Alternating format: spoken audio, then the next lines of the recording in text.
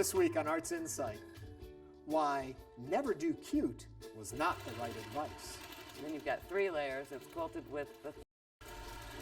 An artist who changed course and never looked back. If I'm going to do a 3-dimensional object, then I have to think about the whole piece and all around it.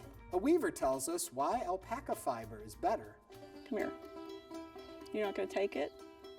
Says, no, we're on camera. We're not going to do that. And exquisite textiles from the past get a new life. I think we're the ultimate recyclers in St. Joseph, Louisiana. We don't let anything beautiful go to waste. I'm Ernie Manous, and it's time to get Arts Insight.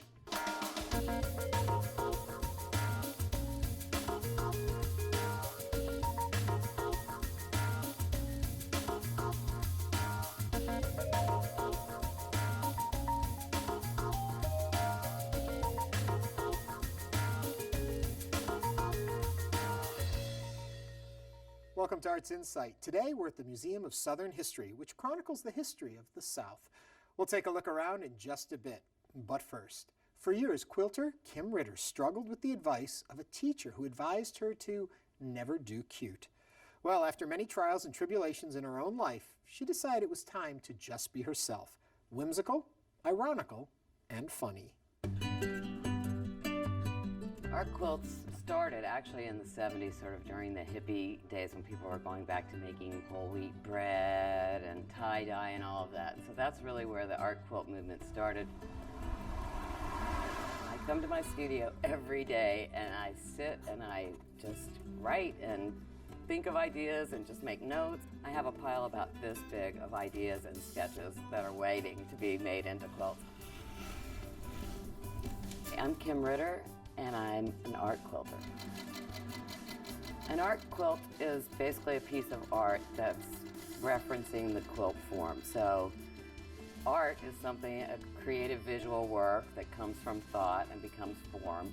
And a quilt is something that's 3 layers and is stitched together. So basically an art quilt is a creative visual work that is stitched and layered. I've been an artist my whole life, and I was a collector of traditional quilts. When we moved to London, I took a little class that I thought was just going to be a class to meet friends, and it ended up being a City and Guilds class, which is set up to retain and further the traditional crafts of the UK. After I took that 2-year class, I was pretty much set up and ready to go to be an art quilter. The steps of making an art quilt are, first you have to come up with a design. I get the ideas and I pare down to one idea that seems to be right for the moment that I'm working in. And then I take the drawing and I scan it into my computer. So then finally I print out the quilt. Part of why I do the printing is I don't like piecing. It's a little bit of a cheat, but... So then after you actually have the quilt top, then you have to layer it in 3 layers. You have the top, the batting, which is the thick, soft stuff, and then the backing. And then you've got 3 layers. It's quilted with the thread you wanted and the colors you wanted. Then you take it off the frame and you have to trim it, and then you put on what's called the binding, which is what you see going around the quilts, the little thin edge. And then you're done. Well, cut off all the threads. I think my biggest inspiration for art quilts has been daily life. What I'm really well known for are my quilts that are about women. And so that has been really my focus for most of the time. I also do some things about pets. And recently, I guess all the reading of dragons kind of crept into my head, and I had a whole series of dragon quilts that just showed up from pen and had to go straight to being quilted because I just loved them so much. My dragons don't breathe fire, they eat cherries. In 2008, our house got hit by Hurricane Ike pretty bad. We were living down in Clear Lake, so we moved up here to my studio, and I never did address those in my quilts. 6 years later, here I am, and all these drawings keep coming up with this sort of circular motion. I finally realized those were the hurricane quilts.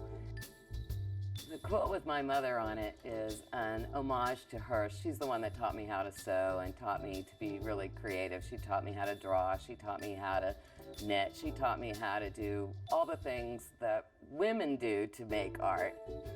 When I'm making my art quilts, I just love the fact that you get zoned in and all the other worries of the world go away when you're working on art.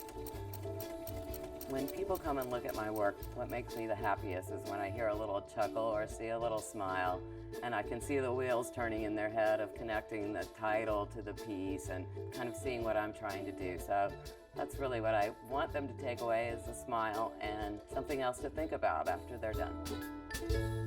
To learn more about Kim and her quilts, visit galleryquilts.com. Now, quilts were a staple in Southern homes in the 1800s, along with many other things we take for granted or have forgotten about these days. But the Museum of Southern History is working to make sure we remember how things were and where we came from, through displays, exhibits, artifacts, even clothing of the time. To tell us more about the museum is the museum's curator, Maggie Brown. Hello, Maggie. Hi. First of all, I'm so amazed at how much is actually here. I didn't Thank you. expect to find this treasure trove. Thank you very much. So who brought it all together? How did this come to be? It actually started in Sugarland in a bank building there. It was started by Joella Morris in 1980s, and she sort of was a great historian and started gathering some items and artifacts to represent Southern history, and she put it together and brought it over here when HBU put this building together in 2007. And so I want to call them the little settings you have here. You've got a dining room, you've got a bedroom, you've got a blacksmith shop. You've got quite a lot going on here. What are your favorite areas? My favorite area would be the bedroom. There's a lot of interesting items in there, and it kind of represents the home life of the Southern life in history. What do you think we have forgotten about that time? I think we just sort of forget what regular life was like. We sort of focus on the Civil War, for example, and the fighting itself and the battles, and we don't really look at the culture and the way they lived their lives, their common lives at the time. One thing that I think is fascinating is a lot of the items in here, they really do capture a part of that life that we forget about. For example, the credenza or whatever it is right behind us with the mirrors, there are lower mirrors on it. And Right. why is that there? Well, that's a buffet table, and they would put it here in the dining room. One reason for the mirrors is to make the room appear larger, but the other reason is that women at the time wore these big hoop skirts. And the skirts had to go all the way to the ground, and they had to make sure their ankles were covered. And a way to do that was just to use those mirrors there on the buffet side table. When we first came in, there's a large mirror also, and those used to live in pairs. And what was the reason behind that? They're called pier mirrors, and the reason again for that is the big skirts at the time. So they would have one mirror on one side of the wall and one on the other, and the women could stand there and just sort of look at themselves in the mirror, make sure they looked okay, make sure everything was in place, and their ankles were covered. So art and function living together Yes, in these mixed mirrors. together, yes. Something else that's kind of cool, you have jewelry of the period. Yes. I'm quite interested in what the jewelry is hung on. Well, actually, at the time, women, of course, had long hair that they didn't really cut. And at night, they would brush it out, and they would keep their hair. And they would make things out of it. So they would make something like jewelry. So they would take their hair pieces and stitch it together and make jewelry out of it. So, for instance, the part that goes around the neck, that would be human hair. When you look at this museum, what is it that you feel people really need to see when they come in here? I think they just need to see common life, the culture, the differences between, for instance, we have the plantation dining hall here, and then we have some other items from the period that would have been more of the less wealthy people also. So we have sort of this contrasting ways of life in the South. You also have a battle going on in the back. Yes, we have the Battle of Galveston, the representation there that took place on January 1st, 1863. A lot of people don't know about that. And it's a mural, a painting of the Battle of Galveston and the seawall of what it looked like in 1863. There is a fireplace in this room, too. Yes. Beautifully painted. How much of what we're seeing here, including that fireplace, are real from the period, and what do we have that's newer?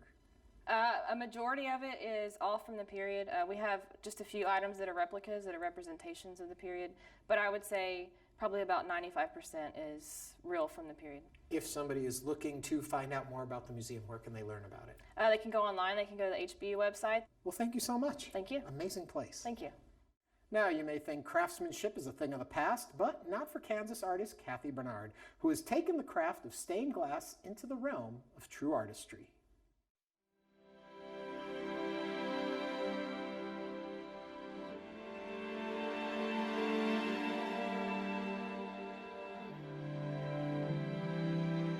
A step inside Kathy Barnard's studio is like finding a key to a secret garden.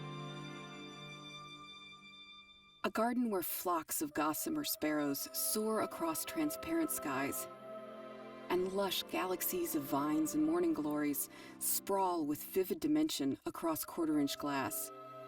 But this garden almost looked very different. While working at Hallmark, Kathy learned to sandblast, and soon set her sights on creating custom signage. But that was until a trip to California altered her course forever. I went to LA and I went on a tour of the Queen Mary, the luxury ocean liner. And they had carved glass and it was edge lit and it was bas relief and I loved it. I'd always loved Steuben and Lalique glass, but I didn't know how to do it. But I thought, if I know how to carve in wood, I probably could figure out how to carve in glass. So I just started experimenting. And having never been formally taught the parameters of her newfound craft, she was able to nimbly push the limits of the medium and soon found a strong following. I knew more people like through Hyde Park and people who were restoring their homes, and I started doing work for some of the homes there. Got so busy that I asked for a leave of absence from Hallmark, and I never went back. That was over 30 years ago. I did for a while just do the smaller pieces, the bowls, vases, and my work was in galleries all over the United States and a few in Europe. I did that straight for 3 years. It was wonderful. I had so many orders, but what I missed was I didn't meet the people I was doing the work for. I didn't get to see the joy on their faces when we reach an idea that we both love, or they see the piece for the first time. So she set out to reclaim that spark that was missing by working directly with clients on site-specific pieces. And the breadth of the work that followed was nothing short of astounding. Like this bank in Oklahoma, that over the course of 2.5 years was transformed into this exquisite nature scene.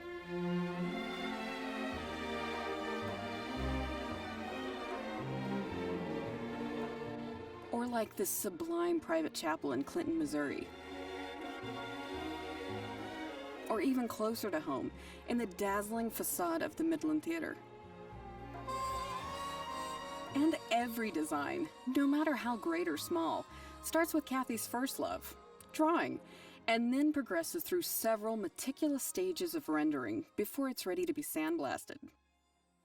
My first task is to have wonderful research in front of me.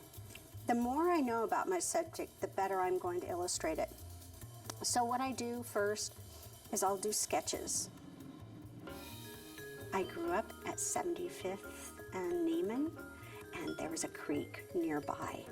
And so my Saturdays would be to go down to the creek, and I would spend all day there.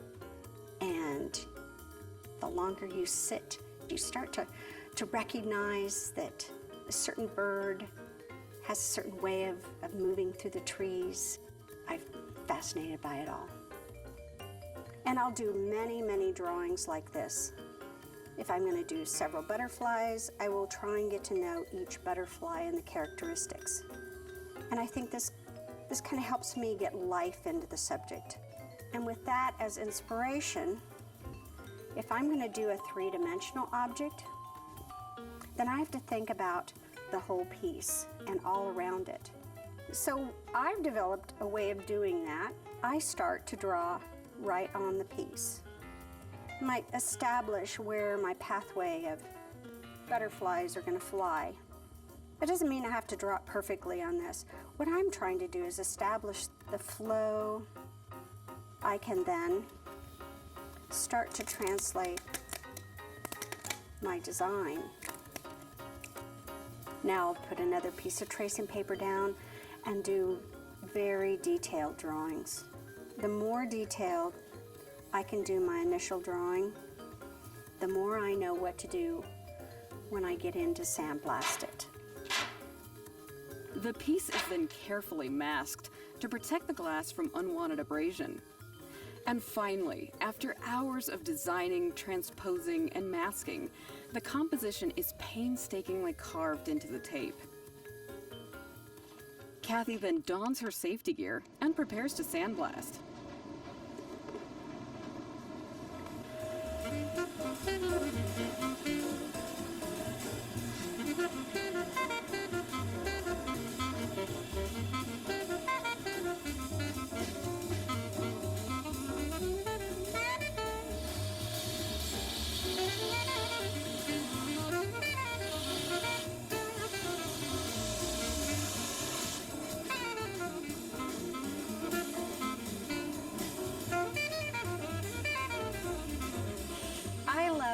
up every day.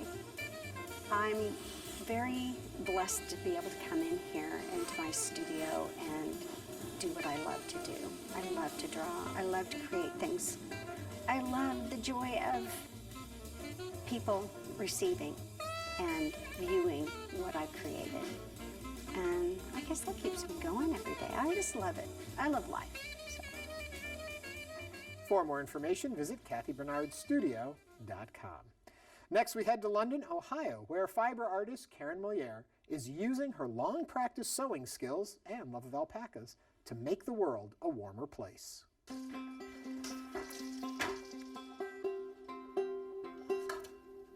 My name is Karen Milliere, and I'm a weaver.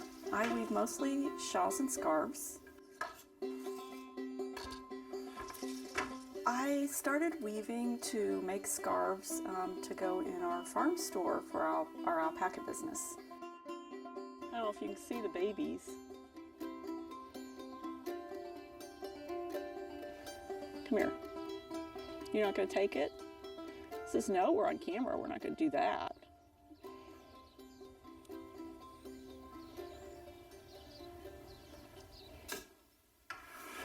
So I started with scarves, and it took me about 3 months to decide that I was going to do much more than scarves, because I found out that I really liked it.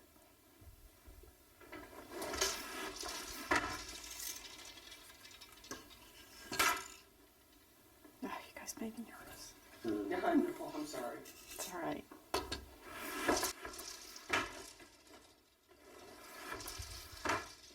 And these beads will coordinate to the petals I'm going to push to create this pattern, because it's a very long pattern.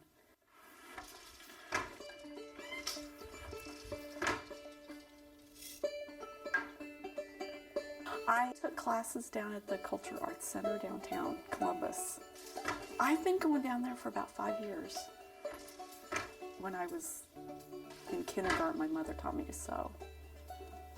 And so in the meantime, I have done every form of needlework there ever could be. You know, in high school, I did the flowers on my jeans and stuff like that. So weaving was next, you know. What else was there? Weaving, I love seeing the cloth come to life. You know, I love being able to see the cloth form and create the design.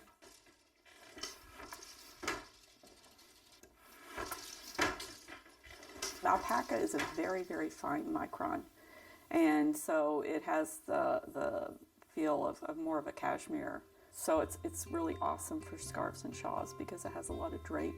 It's really, really warm, so you can make a lighter weight garment and have it still be warm, and it breathes. So I don't do a lot of dyeing. Every now and then, if I need something dyed, I might go down to the Cultural Arts Center and use their dye room downstairs to do that. But mostly, I like to work with the natural colors of alpaca.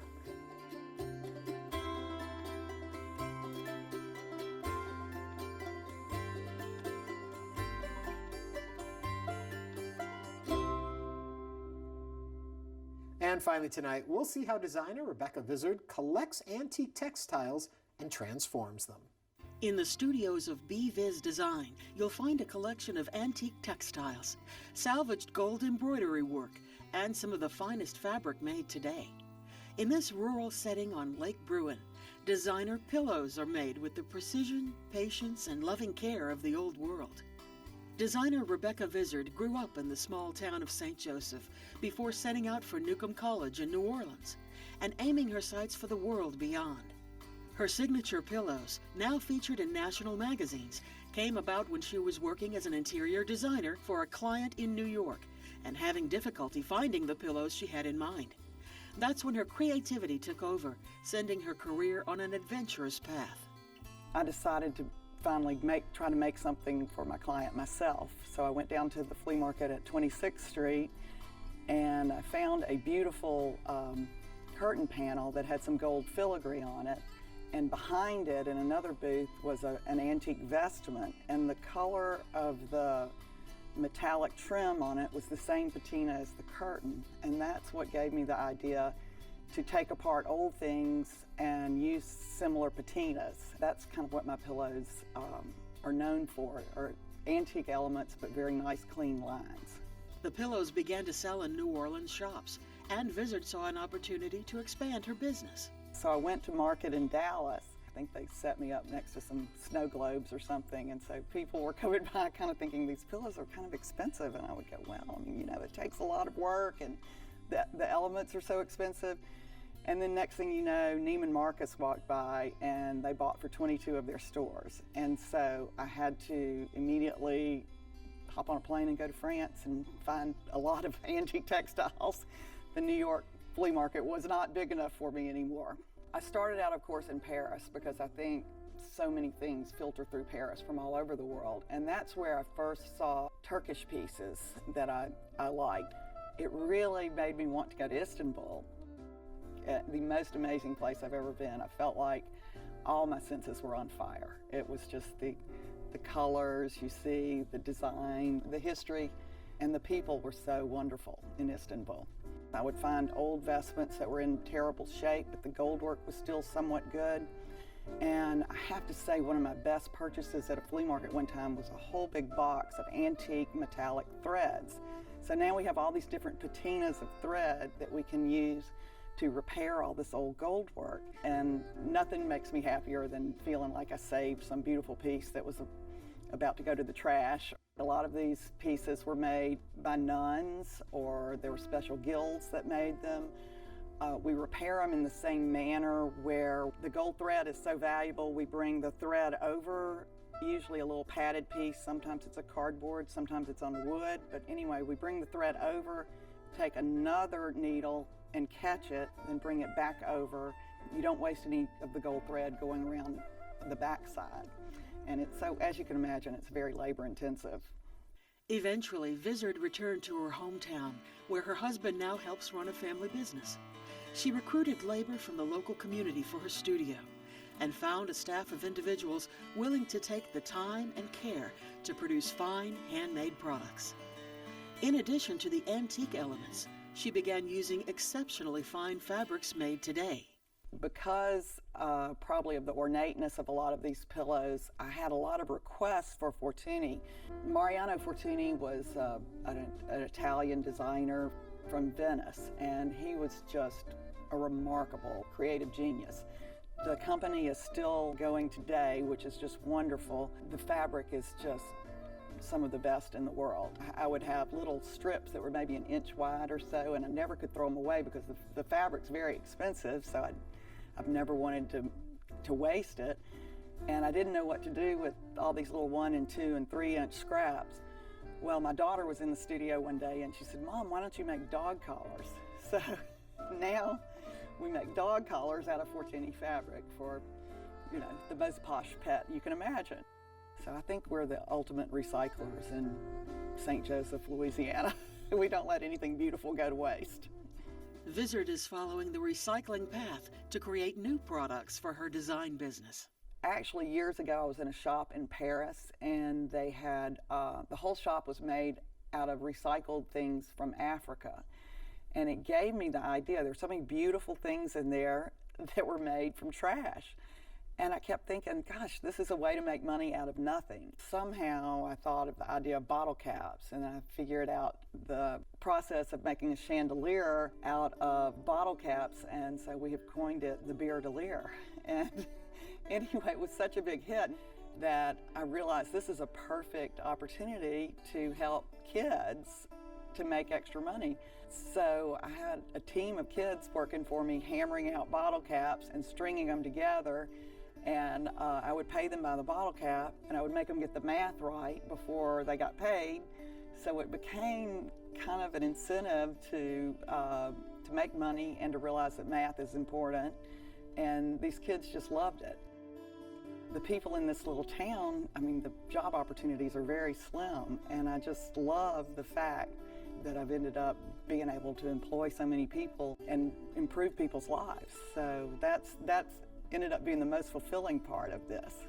I feel like the luckiest person in the world. I get to live on a lake and make beautiful things every day and see people prosper, and it's wonderful. To learn more, visit bviz.com. And that does it for us in this episode of Arts Insight. Tune in next week for more profiles of the art and artists that continue to inspire and impact our lives, both locally and nationally.